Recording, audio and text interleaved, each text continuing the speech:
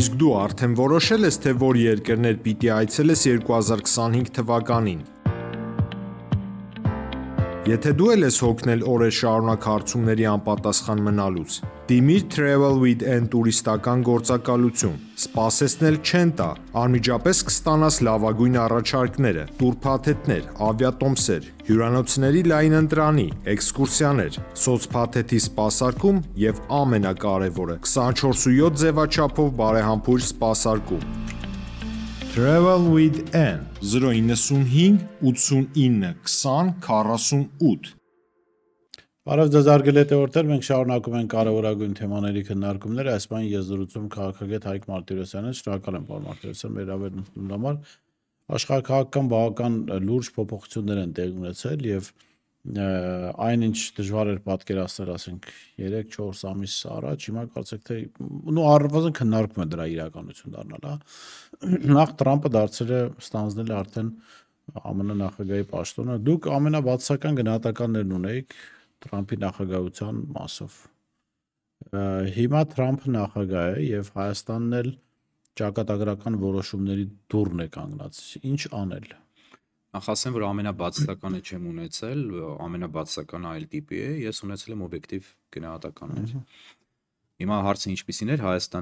Հայաստանին ինչ ապագա է սպասում, եթե ձեր կարծիքը դնում ենք ձեր կարծիքը հաշվի առնենք Տրամփի վարչակազմի մասին, ապա Հայաստանի համար ձեր պատկերացած Ռուսաստանից շատ չի տարբերվում իրենց առաջարկը։ Ինչ պիտի անի Հայաստանը այս փոփոխությունների շրջանում։ Դեք ես արդեն դադարել եմ դատարկ տեսական երբեք այդպես չեմ էլ արել, բայց հիմա հասկացել եմ, որ ընդհանրապես այդ տեսական բաներ խոսելը շատ արդեն դատարկախոսության ոլորտից է։ Չէ, ուզում եմ ասեմ, ինչ պիտի անի Հայաստանը, իհարկե լավ հարց է, բայց պատասխանը կլինի դատարկ, որովհետև ինչ էլ ասեմ, ինչ պիտի անի, միևնույն է չի անելու Հայաստանը եւ չի լինելու դա։ Ինչ կարող է անել, եկեք տենց։ Ինչի հնարավորություն ունի։ Այստեղ արդեն շատ ավելի գլոբալ խորքային հարց է գնում, ինչ պիտի անի Հայաստանը, որ ինքն իրեն փրկի, ինչ կապ ունի Ամերիկայում Տրամփն է, Բայդենը, թե Կամալա Հարիսը կամ ուրիշ որևէ մեկը։ Հայաստանը պիտի բազմաթիվ անգամներ ասել եմ իրապես հստակ քայլերով շարժվեր դեպի արևմուտք, ինչը չի արվել, ինչը չի արվում, փոխարենը արվում է իմիտացիա։ Հայաստանը պիտի որևէ պարագայում չգնար այն զիջումներին, որին գնում էր, Հայաստանը պիտի պատրաստվեր հավերժական պայքարի եւ նաեւ պիտի պատրաստվեր պատերազմի, ոչ թե պատրաստվեր այսպես կոչված խաղաղությունը, որը առկա է միայն գերեզմանում եւ տանում է այս երկիրը եւ այս ժողովրդին ուղիղ դեպի գերեզման առանց անկասելիորեն եւ առանց կասկածի։ Դա չի արվում, դա պիտի արվեր։ Պատերազմից անցել է 5 տարի, պատերազմից չասեմ, ակտիվ ռազմական գործողություններից, որտեղ պատերազմը ընթանում է, անցել է մոտավորապես ուղիղ 5 տարի եւ այս 5 տարվա ընթացքում Հայաստանը փոխանակ փորձի ոտքի կանգնել, փոխանակ իրապես զինվի, փոխանակ ագրեսիվ պաշտպանողական քաղաքականություն որդեգրել է ծնկաչոք սողալու, չզինվելու, մերկանալու, բոբիկանալու, հանձնվելու քաղաքականություն։ Հիմա այս պարագայում եւ սա այս քաղաքականությունը արժանանում է համ ընդհանուր երկրի ներսում, համ ընդհանուր հավանության։ Հիմա այս քաղաքականության պայմաններում ինչ էլ խոսենք դատարկաբանությունը, ես իհարկե նայում եմ երբեմն, որպեսզի համոզվեմ ինքս իմ ճշմարտացիության մեջ, այն խոսող գլուխներին, այն այսպես կոչված փորձագետներին եւ նաեւ սազանդարներին, որոնց մեծ մասը նույնպես ներկայանում է որպես փորձագետ, որոնք ինչ որ բաներ են դուրս տալիս, ինչ որ բաներ են խոսում, երբեմն 1-2 ճիշտ վերլուծություն են անում, բայց այդ ամբողջը տխմարաբանություն է, որովհետև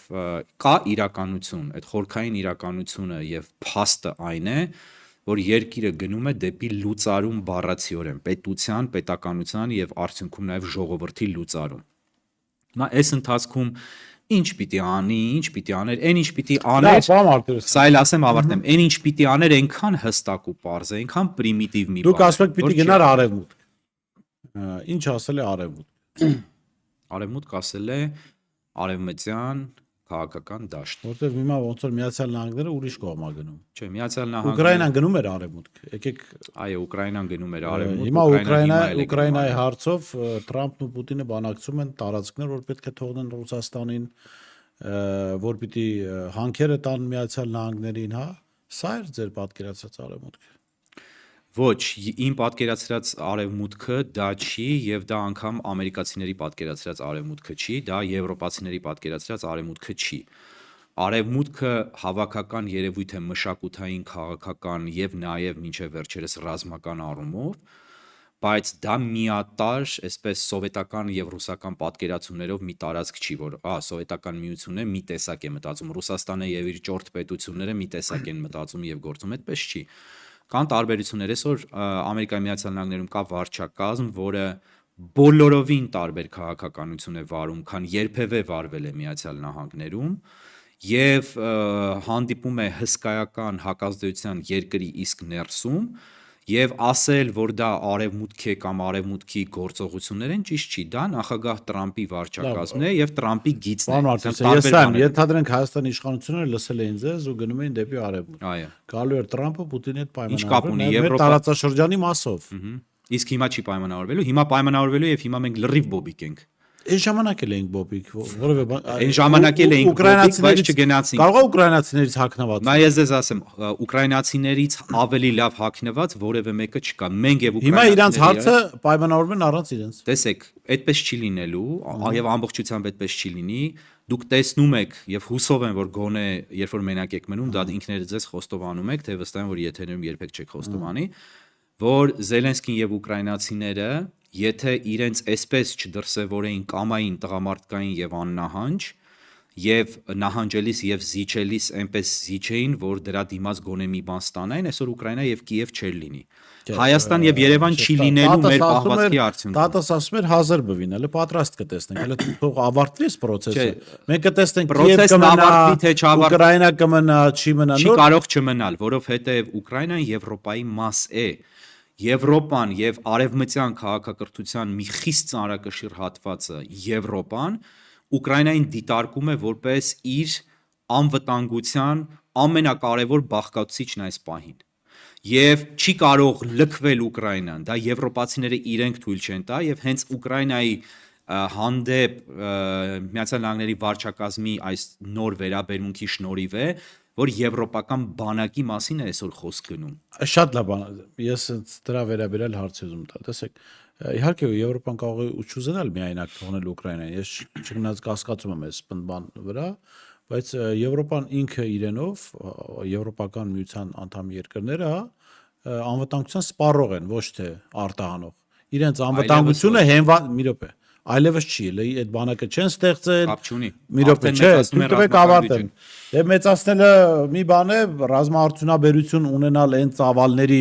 որը հնարավորություն կտա քո անվտանգությունը քո միջոցներով ապահովել, դա լրիվ ուրիշ բան է։ Եվ դա առնվազն 1 տասնամյակի մասին չի խոսքը գնում։ Չէ, մի րոպե։ Հիմա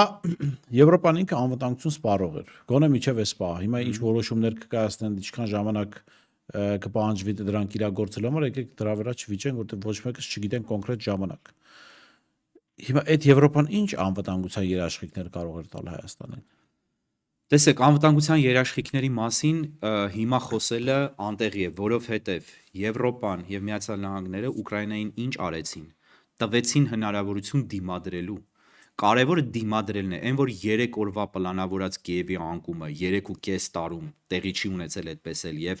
իրենց ամբիցիաների համեմատ ռուսները գրավել են շատ փոքր տարածք ամբիցիաների հետ համեմատ եւ չեն հասել իրենց որևէ կարևոր նպատակի ամբողջությամբ, դա դիմադրության շնորհիվ է ուկրաինացիները դիմադրում են արևմուտքի սատարման եւ աջակցության շնորհիվ։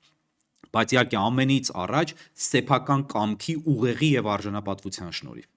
Դրա համար այսօր կա Ուկրաինա եւ Ուկրաինան լինելու է, այնպես չի, որ իրենք կռվեցին, հիմա նախագահ Թրամփը կորոշի եւ ամբողջ Ուկրաինան կնվիրի Պուտինին։ Չէ, Ուկրաինան լինելու է, բայց ավելի քիփլիկ պետություն։ Քիփլիկ չէ, քիփլիկի մեջ ծաղրական բան կա։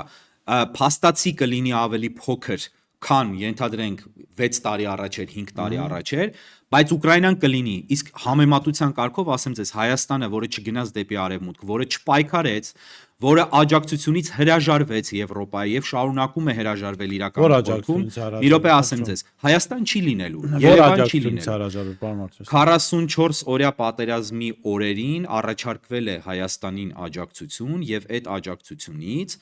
Հայաստանը ըստ ես ներկա չեմ եղել, ես փաստեր չունեմ, բնականաբար չունեմ, շատ տարօրինակ կլներ որ ունենայի, բայց այդպիսի լուրջ խոսակցություններ կան եւ եղել են պնդումներ, որոնց ես հավատում եմ, այսպես ձևակերպեմ միտքը։ Բայց հասարակություն ձեզ չի հավատում։ Թող չհավատան ինձ ինչ։ Հիմա Այսինքն դուք կարծում եք ես շատ եմ հուզվում, որ հասարակությունը չէ, երբ որ դուք ասում եք եղել է աջակցության առաջարկ, պետք է դա պետության անուն, առաջարկության եղել է առաջարկություն դուք ասում եք դուք եւ այլ մարդիկ ասում են որ Ֆրանսիա ներողություն, դուք եւ այլ մարդիկ ասում են որ Ֆրանսիան Ֆրանսիա եւ Միացյալ ճանաչել Արցախի անկախությունը։ Տեսանք Պրահայում Ֆրանսիայի խավորությամբ իշտեղ ունեցավ։ Ֆրանսիայի Արցախի անկախություն ճանաչվեց։ KGB-ական, FSB-ական թեզերը գոնե իմ մոտ մի ասեք։ Դրանք կարող եք ասել բոլոր ձերեն հյուրերի մոտ, Մեր հաղորդումը երբեք առանց KGB-ի չի ասում։ անպայման, դե ոնց կարող է այդպես լինի։ Որոնց հետ դուք համակարծիք եք եւ բան եք։ Ֆրանսիայի խավորությամբ չեղավ Պուտինը ուղարկեց Փաշինյանին Պրագա եւ ասեց կգնաս Մակրոնի ջեբը։ Իհարկե, եւ ասեց կգնաս այնտեղ այսպիսի հայտարարություն կանես, վերջ։ Այսինքն, այս բաները գիտեք Բորիս, մենք կարող ենք ավելի բաներից խոսել, որոնց մասին չենք խոսել։ Մենք մինչև հիմա խոսում ենք, ախր դուք եք տանում այդ ուղղությամբ։ Ես չեմ տանում։ KGB, Ինչ Պուտինը, թեզերը դրանք չէ, Պուտինը ուղարկեց ռուսական, այդպես բեական թեզեր են։ Որտեղից գիտեք, որ Պուտինը Փաշինյանին ուղարկել է, որ Մակրոնի գրպանը բանկցի։ Իսկ դուք որտեղից գիտեք, որ Նիկոլ Փաշինյանը վատ կառավարիչ է։ Որտեղից գիտեք։ Ես հա երևում է, չի երևում։ Ես էլ են ինչ որ ասում եմ, երևում է։ Ոնց է Ոնց որ ձեզ է երևում, այդպես էլ ինձ է երևում։ Անցանք հաջորդ հարցին։ Մենք կարող ենք Պրահայի հայտարարությունը ընթերցել, տեսնենք դա Նիկոլն հայտարարել, թե Պրահայի այդ բոլոր մասնակիցները։ Ուրեմն ասեմ, այն ինչ որ Հայաստանը Ուզում եմ ասել, պարոն Մարտիրոսյան, ներողություն, եթե ուզում եք մենք բովանդակային քննարկում ունենանք, դուք ինքներդ մի մանիպուլյացիա եք։ Ես չեմ Պրահայի հայտարարության տակ կա նաև Մակրոնի ստորագրությունը։ Իհարկե, այնտեղ այդ հայտարարությամբ Արցախը ճանաչվում է։ Այո, ես ձեզ ասեմ մի բան, վաղը, երբ, չեմ ասում եթե, ասում եմ երբ Հայաստանի Հանրապետության լուծարման փաստաթուղթ կստորագրվի, այդ փաստաթղթի տակ կարող է ելի լինել ոչ միայն Մակրոնի, այլև մնացած բոլոր աշխարհի պետությունների ղեկավարների ստորագրությունները, որովհետև առաջին ստորագրությունը եւ նախաձեռնությունը լինելու է Հայաստանինը։ Շատ այդտեղ ես ձեզ հետ համաձայն եմ, Մակրոնի չեմ եղադու, բայց այդտեղ ինչ կարևոր է Պուտինն է զանգել Նիկոլին, Շոլցն է զանգել, Պուտինի սիրուհին է զանգել, շատ կարևոր է, որովհետև եթե դուք փորձում եք Հայաստանի սեփական մասը, Հայաստանի Հանրապետության բաղկացուցիչ մասը, Արցախը օտարելը, բարթել Ֆրանսիայի վրա, ես ձեզ ասում եմ, որ դա ռուսական թեզ է։ Ֆրանսիան բացարձակապես որևէ մասնակցություն եւ որևէ շահ դրանում չի ունեցել, դրանում շահ ունեցել է Ռուսաստանը եւ Կրեմլը։ Եվ այդ ամեն ինչը արվել է եւ արվում է եւ արվելու է արևմուտքում, որովհետեւ դա ձեռնտու է Կրեմլին նախ եւ առաջ, որպեսզի ցույց տա, որ տեսեք արևմուտքն է ձեզ հանձում եւ ես ձեզ չեմ հանձում։ Եվ հենց այդ նույն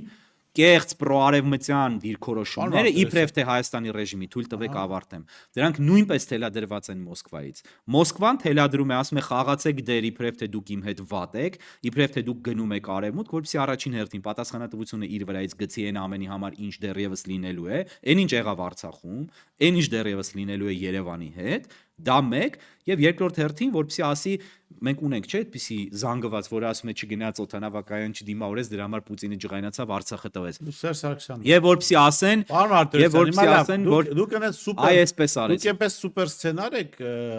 բանանում։ Որ մասը։ Դու ասեկան Պուտինը սա Ռուսաստանը ասում է դուք հակառուս խաղացեք, բայց գնացեք։ Այսինքն դեր համար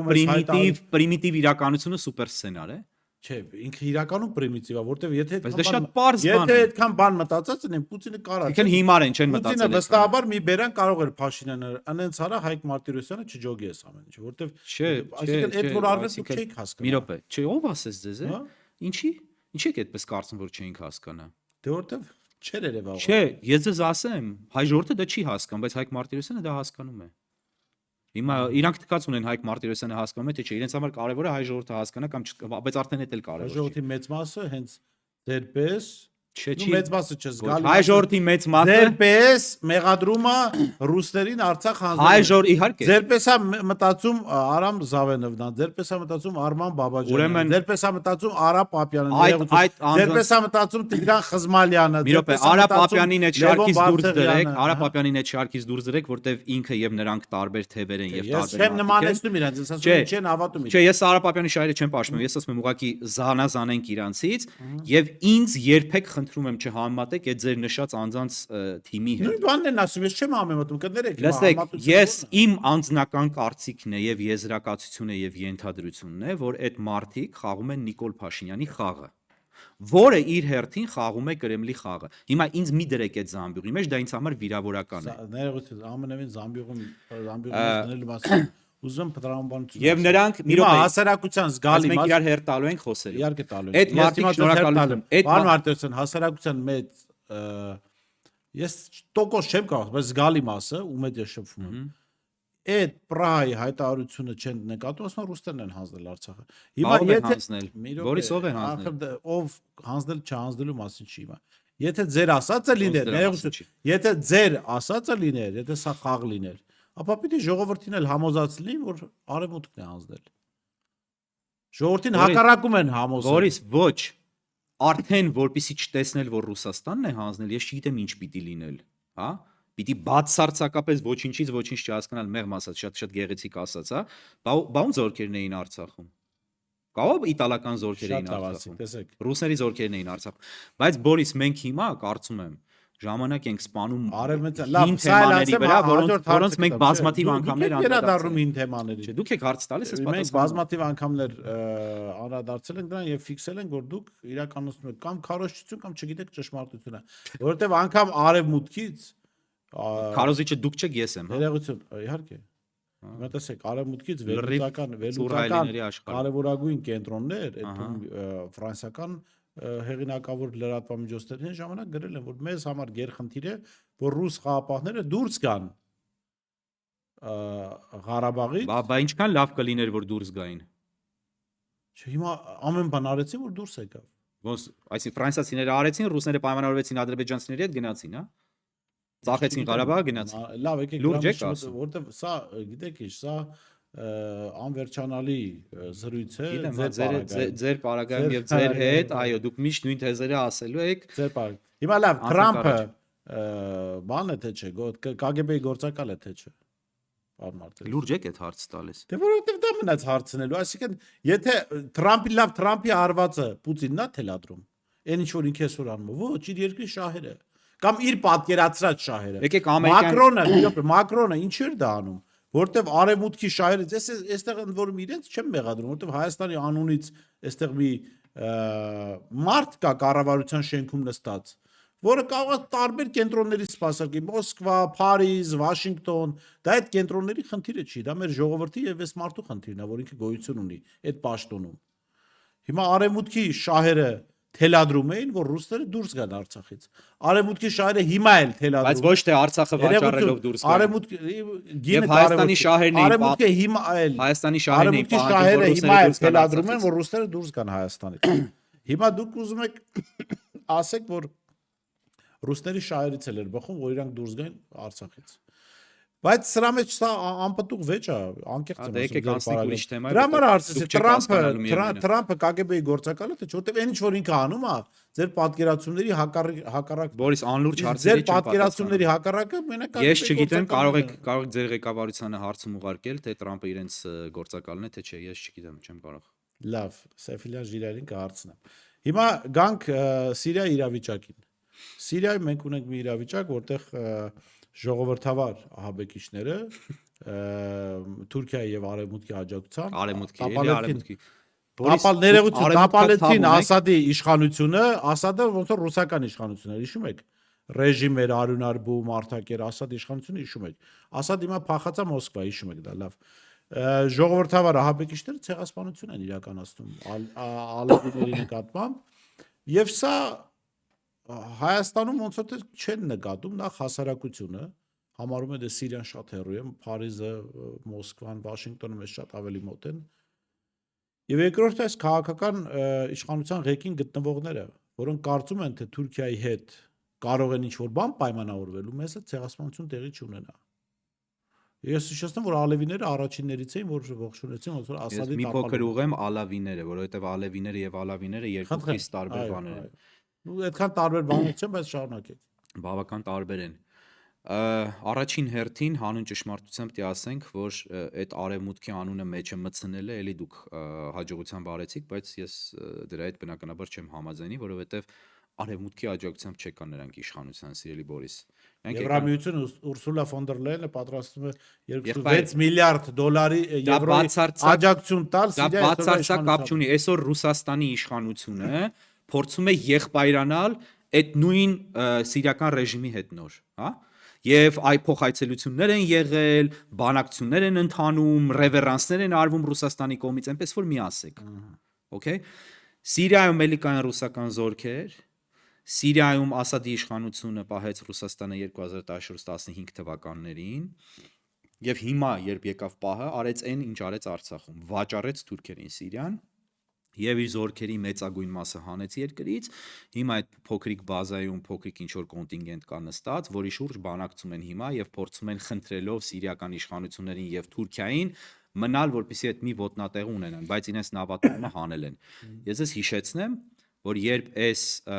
այսօրվա ռեժիմի ուժերը շարժվում էին Իդլիբից դեպի Հալեբ եւ հետո Հոմս, Համա եւ Դամասկոս, ամբողջ ճանապարհին ռուսական ռազմական օդուժը որևէ քայլ չձեռնարկեց նրանց դեմ։ Մինչդեռ շատ ինտենսիվ ռմբակոծում եւ հրթիռակոծում էր, երբ իրեն պետք էր պահել Ասադի իշխանությանը, երբ չկար պայմանավորվածություն թուրքերի հետ հանձնելու Սիրիան Թուրքիային։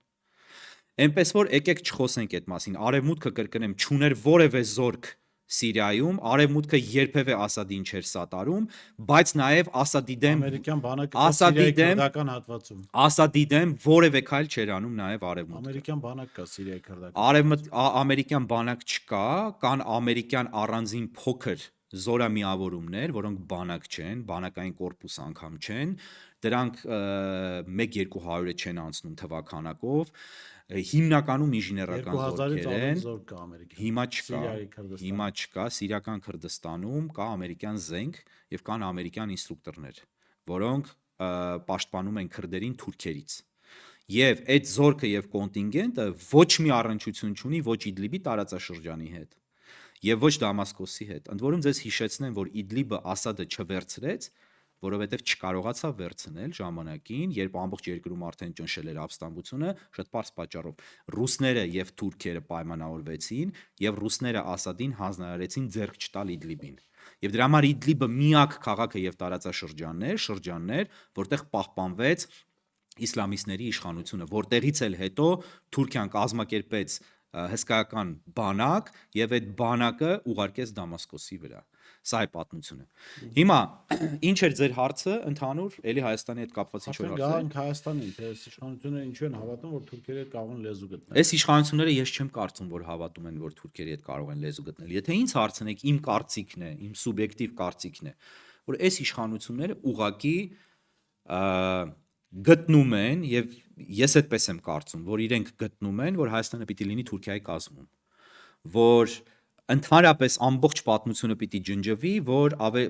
ես կարծում եմ, ես ներքին հավատամք ունեմ, որ Հայաստանի այս իշխանությունը, այս ռեժիմը պաշտում է թուրքերին եւ թուրքականությունը եւ թուրքիզմը եւ այդ ամեն ինչը եւ ցանկանում է, որպեսզի Հայաստանը լինի Թուրքիա։ Եվ ամեն ինչ կատարում է իմ կարծիքով դրան հասնելու համար։ Սա իմ տեսակետն է եւ իմ հավատալիքն է, խոր հավատալիքն է։ Մա եթե ինձ հարցնեք փաստեր ունեմ թե չի, իհարկե չունեմ փաստեր։ Չէ, սա եզրակացություն է, սա կարծիք է։ Դրա համար սա կարող է եզրակացություններ, բայց հիմա կլինի ցեղասպանություն թե չէ։ Դուք ակնարկով եք խոսում, ես արձագանք եմ։ Երբ որ ասում եք արևմուտքից առաջարկ է եղել օգնության, դա եզրակացություն չի կարող լինել։ Դա պետք է լինի փաստ։ Պետք է լինեն անուններ, պետք է լինի առաջարկ։ Ես հավատում եմ այն մարդկանց, ովքեր այդ մասին ասում են, այսպես ձևակերպեմ։ Մենք չենք հավատում, հələ անուններ տվեք։ Դա ձեր գործն է։ Անուններ չեմ։ Հիմա ախր գիտեք հարցը ինչու՞մն է, պարոն Մարտիրոսյան։ Հիմա մեր եթերը կարող են նայել, դե գիտեմ, որ ես KGB-ի գործակալ եմ։ Արդեն բոլորը գիտեն, հա։ Այո, դե կարող են ասել, տեսեք, Հայկն էլ է KGB-ի գործակալ, բայց պայմանավորվել են, որ ինքը հակառուսական բաներ պետք է խոսա, դուք Տեսեք, ինչ եք հոգեկան ասում հիվանդներ Նիկոլի շատ կան։ Հիմա թե ինչ Դե կասեն, հիմա Հայաստանում շատ ինձ կան, չի այդպես, հետաքրքրում։ Հա, ինչ չի հետաքրքրում, թե այդ ուղեղը թափված մասը Լավ, մեր հիվանդ վերջին մասան ինչ չանինելու կասի։ պարոն Մարտիրոսյան։ Մեր վերջը իմ եւ ձեր, թե Չէ, երկրի վերջը։ Եվ ես եւ դուք ընդհանուր բան չունենք։ ես ճիշտ ասած ինչ չեմ ուզում այլևս այս երկրի մաս համարեմ, Այդ որովհետեւ նախորդ եթերին ասիկ, Հա, դա շատ էմոցիոնալ կրկնեմ, չէ, արձագանք եղավ։ հա, չգիտեմ ինչ արձագանք եղավ, բայց ես չեմ ուզում ինձ ասոցացնեմ այս ամենի հետ, ինչ որ անում են իմ հայրենիքի հետ, ես չեմ կարող ինձ ասոցացնել։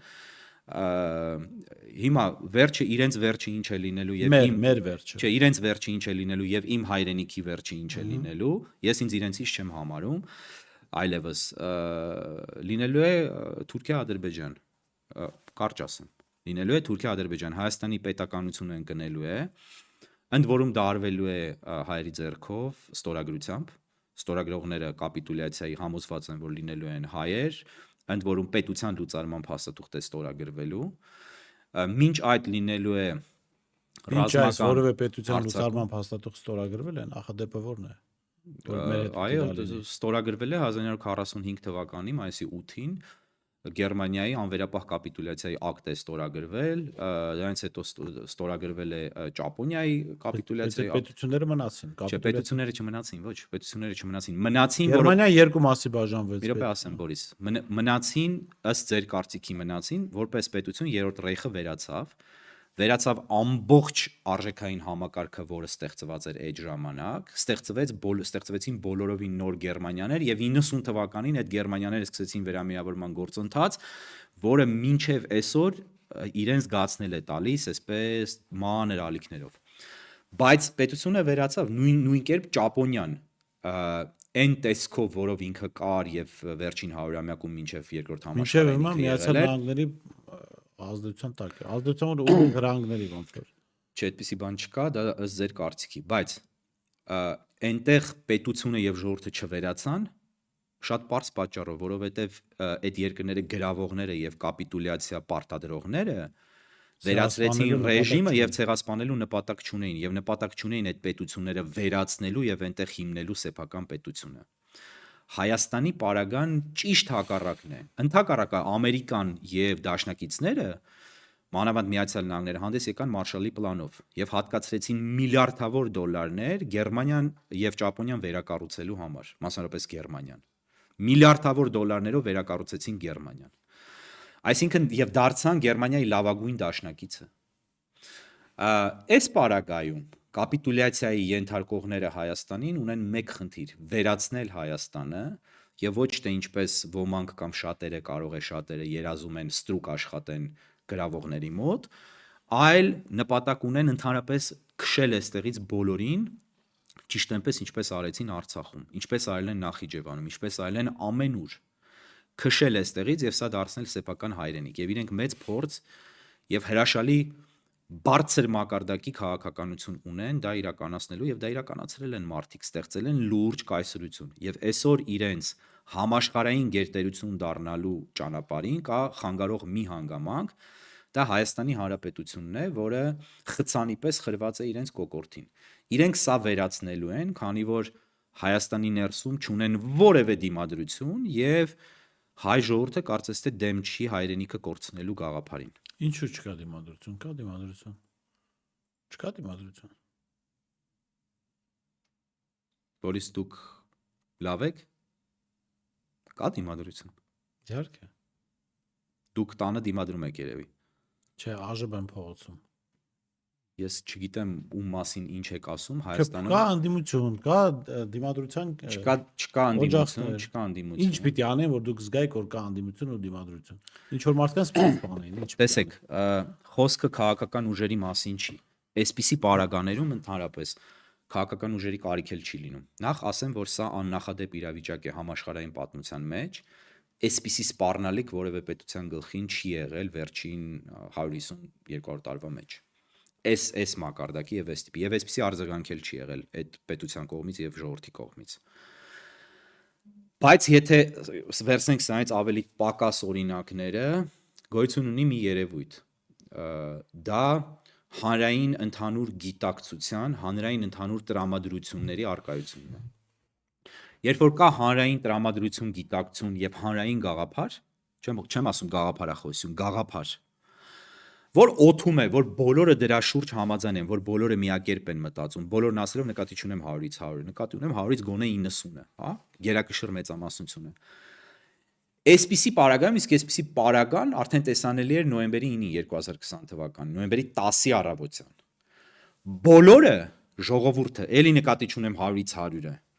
գերակշիռ մեծամասնությունը այդ գիտակցության շրջանակներում առանց կազմակերպիչ ուժի, եւ տեսեք հայերի մոտ այդ բանը կա, չէ, լավ լիդեր չկա, դրանք բոլորը ատմասկաներ են, զզվելի ատմասկաներ։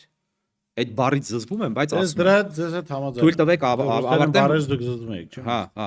Չէ, ես ռուսերեն շատ լավ տիրապետում եմ, բայց հայերենի մեջ ռուսերեն բառեր չեմ օգտագործում, բայց ռուսերեն խոսում եմ, իհարկե, երբ որ պետք է մեկի հետ ռուսերեն խոսել, կարող եմ եւ խոսել։ Հիմա այդ ատմասկան թողնենք մի կողմ։ Ընդհանուր գիտակցության պարագայում մարդիկ փողոց են թափվում եւ գնում են խնդիր են լուծում։ Հեռացնում են իշխանությունը, ճնշում են գործադրում եւ ոչ միայն մարդիկ, պետության մեջ կան այլ ինստիտուտներ եւս, որոնք արտահայտում են դիրքորոշում եւ բավական կոշտ դիրքորոշում։ Եթե կա անհամաձայնություն։ Մեր մոտ բարձր դա ամիջը fake է։ Մեր մոտ ոչինչ չկա, ոչ միայն fake-ը, ոչինչ չկա։ Հիմա այդ պարագայում կա դիմադրություն։ Այդ պարագայում լինում է դիմադրություն։ Երբ որ դա չկա, կուսակցություններ են, այս կուսակցությունները, որոնք ընդ որում դրանց մեծ մասը պասերով են խաղում ռեժիմի հետ եւ ուղղորդվում են միևնույն կենտրոնից մեկ ռեժիմին պահելու, մեկ իրենց համար այսպես շանսեր եւ հույսեր ունենալու առումով ռեժիմին չեն հերացնում հաճախ կարողանալով այդ պոտենցիալը ունենալով, որտեղ իրենց հանձնարարում են դա չանել եւ այլն, կեղտոտ ինչ որ իրավիճակ է տիրում։ Ինչ որ չէ, ահավոր կեղտոտ։ Դա արդեն, ինչպես ասիկ, fake եւ կապիկությունների ոլորտից է, հա, քաղաքական։ Այդ քաղաքական իրավիճակը։ Հայաստանում դիմադրություն չկա, Հայաստանում չկա կոնսենսուս։ Որևէ կոնսենսուս չկա այն մասին, որ այս եղածը անընդունելի է, կատարվողն անընդունելի է։ Ընդհակառակը, ես համոզված եմ, որ Հայաստանում կա հանրային եւ ոչ միայն Հայաստանում, Սփյուռքում նույնպես, եւ ժողովրդական ահռելի կոնսենսուս Հայաստանը հանձնելու։ Եւ Հայաստանի վրա թքած ունենալու պարագայում, եթե անգամ շատերը դեմ են Հայաստանը հանձնելուն, վախ, բան, մեր Երևանը, բայց մենք չէ այդպես մի ասա, մենք շատ ենք սիրում, բան այս հիմարությունները, որ խոսում են, դա կապ չունի։ Իրենք դեմ լինելով սրան, դեմը լալով կողմ են։ Ես Սփյուռքում եւ Հայաստան, որովհետեւ չկա գործողություն, չկա տրամադրություն ընդհանուր, չկա միասնություն։ Միասնությունն էլ ես միասնության մանյակ չեմ, ես ընդհանրապես դեմ եմ հանրային 100%-անոց միասնությանը, դա արդեն լավ բանի մասին չի խոսում, բայց չկա գերակշիռ զանգվածի ընդհանուր մոտեցում եւ դիրքավորում եւ դիրքորոշում, չկա անգամ գաղափար ինչ է կատարվում։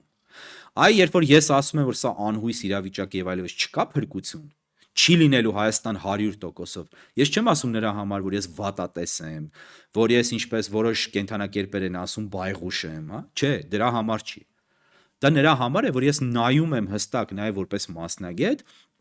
արկա իրադրությանը գետնի վրա։ Կա արդյոք այն հիմքը, որի վրա հենվելով ես կարող եմ տեսնել, որ կարող է ելք լինել այս երկրում։ Ոչ։ Վաղը եթե Փաշինյանին հեռացնեն, արդյոք գալու է նրա տեղը մեկը, որը 180 աշճանով փոխելու է Հայաստանի քաղաքականությունը եւ ոչ թե գնալու է էլի խաղաղություն աղերսելու այլ տարբերակով, հա, ինչպես օրինակ նախկին ռեժիմներն են, չէ, որ խոսում են, ասում են բանակցողը, բանակցելը, դրանց համար էլ մանյակի պես կարևորը բանակցելն է, թե ինչ պիտի բանակցվի, դա արդեն չեն ասում։ Իրենք էլ ֆիքսվել են եւ որտեվ բովանդակություն չունեն, բանակցելու, բանակցողի եւ բանակցությունների ֆորմատի վրա։ Թքած թե ինչպես են բանակցում կամ ով է բանակցողը։ Կարևոր է թե դու ինչ ես բանակցում։ Դուք ինչ Բանակցելը չի։ Դուք ինչ կբանաք։ Ես չէի բանակցի, Բորիս։ Այս իրավիճակում Պատերազմ կա այդ հարցը։ ոչ, այս իրավիճակում չես կարող դու բանակցել, եթե դու ուղեղ ունես։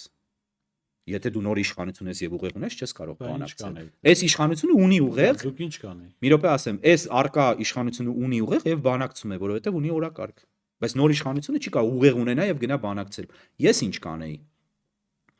Ես անմիջապես դուրս կգայի բոլոր բանակցություններից, զուգահեռաբար բացառիկ պայմանավորվածություններ ձեռք կբերեի Ֆրանսիայի հետ, Ասեմ ձեզ մի բան, որը մի քանի անգամ ասել եմ եւ շատ ոչ օրթոդոքս բան է, Սաուդյան Արաբիայի հետ անմիջապես ֆրանսիական զորքեր կբերի Հայաստան եւ ռազմաբազա կտեղադրեի։ Ոնց եք բերել։ Այդպես խոսեի Ֆրանսիայի Չէ, նախագահի ոնց հետ։ է աշխարհագրորը ասեք ոնց եք բերել։ Բան կա, մի հատ երևույթ կա, կոչվում է օթանավ։ Նստել եք։ Դա ինչ որ երկրների վրայով պիտի գա, չէ։ Ահա։ Իսկ եթե չթողեն, Ով չթողնի։ հիմա ոնց չեն թողում ֆրանսիական զենք բերել։ Այսինքն մի րոպե, ով չթողում, Իրանը չի թողնելու, որովհետեւ ֆրանսիական զորքեր Ես կան, չգիտեմ, թե դուք ինչ չի ասեք։ թողնելու։ Հիմա ովքեր չեն թողում ֆրանսիական այդ Չէ, Հայաստանը գաուբիստները տոտալ, գան։ Հայաստանը տոտալ, Հիմա ով չի թողնում, որ ֆրանսիական բայց գաուբիստները ով գան։ չի թողնում, չեն թողնում։ Եկել են։ Չեն եկել։ Չեն եկել, որովհետեւ Հայաստան չի բերել։ Չէ։ Հայաստան չի բերում։ Չեն եկել։ Չեն եկել, որովհետեւ Ես ասեմ ավելին այդ Ով չի թողնում։ ֆրանսիական բաստիոն սրահ մեքենաները կարողացան Հայաստան գալ մի պարագայում, ընդ որում դրանք զենք չեն, ուղղակի մեքենաներ են։ Երբ որ ճնշում բանացած Վրաստանի վրա, հենց այն ժամանակ, երբ որ Վրաստան դեպի Եվրամիություն էր գնում։ Բորիս, Հիմա ոնց եք բերելու։ Այդ ամեն ինչը Բորիս։ Մարտիրոսյան, դուք ասում եք մաստագետ, հարցնում Բորիս։ եք ձեր մաստագիտություն, բայց կա նաև աշխարհագրություն, կա Բորիս։ իրականություն։ Բորիս։ Աշխարհը միայն մի կողմի պատկերացումներով չի շարժվում։ Նրանից որ դուք շատ ինքնավստահ եք խոսում, դրանից իրականությունը չի փոխվում, ինչքան որ դուք փորձեք իրականությունը շեղել։ Իրականությունը այն է, որ Հայաստանը տոտալ շրջափակման մեջ չի, այսինքն եւ եթե դուք ասում եք, որ հարևանները չեն թողնում, որը ճիշտ չի, բայց դուք այդպես պնդում եք հարևանները չեն Ես թողնում։ ասում չեն թողնի, երբ որ Մի րոպե Հայաստան ինչ-որ զենք պահել կա, չեն ասում եք ֆրանսիական հաուբիսները չեն գալիս եւ որ այդպես չի։ Եթե ստացվում է այդպես, ապա ստացվում է, որ այս իշխանությունը մեղք չունի նրանում, որ Հայաստանը զինված չի, ընդհակառակը ապա զինված է։ Բա այդ ինչու՞ է Ալիևը մեղադրում Հայաստանին, որ ասում է ձեր նոր ձեռք Մի րոպե, եթե Մի րոպե ավարտեմ։ Ասում է ձեր բայ ինչ զենքեր են բերել, որ ասում է հետ տվեք կամ տվեք մեզ։ Այդպիսի բան չկա, բացառված է, որ Ֆրանսիան ուզենա ռազմաբազա բերի Հայաստան, զորքեր բերի Հայաստան, իսկ Ֆրանսիան ուզում է դա։ Ֆրանսիան ուզում է տանի Ուկրաինա, ինչ չի տանում։ Չէ, այստեղ լրիվ ուրիշ խնդիր է Ուկրաինայի հետ զուգահեռներ մի տարեք։ Հայաստան հանգիստ կարող է բերել։ Եվ որովհետև իր անմիջական շահերից է էլի բխում եւ ինքը Ուկրաինա էլ կարող է տանել։ Ինքը Ուկրաինա էլ կարող է տանել։ Ուկրաինայում Միացյալ Նահանգների խնդիրը կա։ Եվ ով է ասում, որ չի տանելու, կարող է եւ տանի, եւ այդ խոսակցությունը կա եւ պլանավորում կա, Ով ասեց, որ այստեղ Ֆրանսիան խնդիրներ։ Ուկրաինայի վիճակը այնպեսին չի, Ով որ ասեց, որ Կիևը Ֆրանսիան ընկնում է։ այստեղ խնդիրներ, այդտեղ Միացյալ Նահանգները կա, այստեղ Ռուսաստանը կլինի։ Ռուսաստանի հետ արդեն իսկ Ֆրանսիան կոնֆլիկտ ունի։ Միացյալ Նահանգները Ֆրանսիայի դաշնակիցն է։ Ֆրանսիան չի ցանկանում Միացյալ Նահանգների գծին շատ կտրուկ հակառակ գործողություններ անի եւ խելացի է վարվում Ֆրանսիան։ Հիմա Եթե ասեմ, Պուտինը զանգի Թրամփին եւ Թրամփն էլ դեմ լինի, այստեղ զորք բերել։ իսկ եթե Պուտինը զանգի Մոնղոլիայի պրեզիդենտին եւ Մոնղոլիայի պրեզիդենտը ասի, որ եղանակը վատ է, լավ էլի Բորիս։ Մոնղոլիայի պրեզիդենտը արդյոք Ղազինյանն է զբաղվում։ Ես չգիտեմ ով ինչ է զբաղվում։ Ես ձեր հարցին պատասխանեմ։ Ես երկիրը կտանեի ինքնապաշտպանության կազմակերպման ուղով, արմատախիլ կանեի դավաճանական գաղափարախոսությունը այս երկրից, կմոբիլիզացնեի ամբողջ հասարակությանը եւ կպատրաստեի պաշտպանողական պատերազմի, որովհետեւ հարցակման պարագայում լիներ դիմադրություն, ոչ թե այսպես չդիմադրություն։ Ոնց եք արմատախիլ անելու դավաճանական այդ մոտեցումը։ Սպանելու եք մարդը։ Էդ էլ թող իմ ինտիմ գաղտնիքը մնա, Բորիս։ Չէ, ինչի սպանել։ Որ ասեք ինտիմ ուրիշ բան եմ մտածում այդ մարդկանց։ Այդ բառը ձեր մոտ միայն դրա հետ է ասոցացվում։ Ինչ եք անելու այդ մարդկանց։ Սպանելու եք։ Չէ, ինչի սպանել։ Ինչի սպանել։ Բռնությունը շատ վատ բան է, Բորիս։ Բա ոնց եք վարվելու։ Դե գաղափարախոսությունը արմատախիլ կարելի Իսկ ովքեր են դավաճանական գաղափարախոսության կրողներ։ Ձեզ ովքեր են։ Չգիտեմ, դուք ասեք։ Դե եթե դուք չգիտեք, Բորիս, եթե դուք չգիտեք, ես էլ չգիտեմ։ Ես ձեր գաղափարները չեմ կիսում։ Ձեր համար ովքեր են դավաճանական։ Շատ զարմանալի կլներ, որ դուք կիսեիք իմ գաղափարները։ Օրինակ, եթե ինձ հարցնեիք մի տարի առաջ, ձեր մոտեցումներն էլ դավաճանական կլինի, բայց հիմա Որ մոտեցումները, Բորիս։ այս մոտեցումները։ Այս որ մոտեցումները։ Այն որ ճանապարհով որ Հայաստան ուզում եք տանեք։ Այսինքն ինքնապաշտպանություն, Դե ֆրանսիական զորքեր, դեպի արևմուտք։ դա դավաճանություն է։ Իհարկե։ Իսկ ես կարծում եմ, որ ձեր մոտեցումները դավաճանություն Նիկոլն էլ նույն բանը անում։ Նիկոլը նույն բանը չի անում։ Նիկոլը ընդհակառակը մնում է Ռուսաստանի եւ ռուսական ծիրում եւ որևէ կերպ չի գնում դեպի արևմուտք։ Շատ լավ, շնորհակալ եմ։ Կհանդիպենք 2026 թվականին ձեզ հետ։ Արդեն որոշեցիք մի տարի հետո լավագույնը հրավիրել։ Դե որովհետեւ գալիս եք տարին մի անգամ այնքան բացական էմոցիաներ։ Ուզում եք դրական բաներ ասեմ, Բորիս։ Ասեք։ Մի քանի օրից կլինի արև, եղանակը լավ կլինի, սրճարանները կլցվեն։ Տեսեք, անգամ այստեղի կատվությանը չեք տիրապետում, վաղն էլ արև լինելու։ Վաղը։ Այո։ Դե կարող է վաղը արև լինի, Սուրենյանն բայց ասում է, ընդհանրապես մի մի քանի քանի օր օրից հաստատ կլինի արև, չէ։ Շնորհակալ եմ, պարոն։ Ամառ։ Մի քանի օրից ամառ դժվար է լինի։ Չէ, ոնց մի քանի օրից չի լինելու։ Մի քանի ամսից։ Մի քանի ամիսը, մի քանի օր չի։ Ձեր չափման բաներ Օր չէ, ամիսները օրերից չեն բաղկացած, Բորիս, դերեք չեք։ Դե կարող եք ասել մի քանի ժամից կլինի ամառ, Չէ, դա մի քիչ շատ կլինի։ մի քանի վայրկյանից։ Հարգելի հեռուստատողներ, ինչ մի քանի րոպեից կլինի ամառ, ես հաջողություն եմ մաղթում պարոն Մարտիրոսյանին, շատ հետաքրքիր է իր այդ հանդիպումները, ես շեշտում զրուցում էի քաղաքագետ Հայկ Մարտիրոսյանի հետ, տեսություն կհանդիպենք։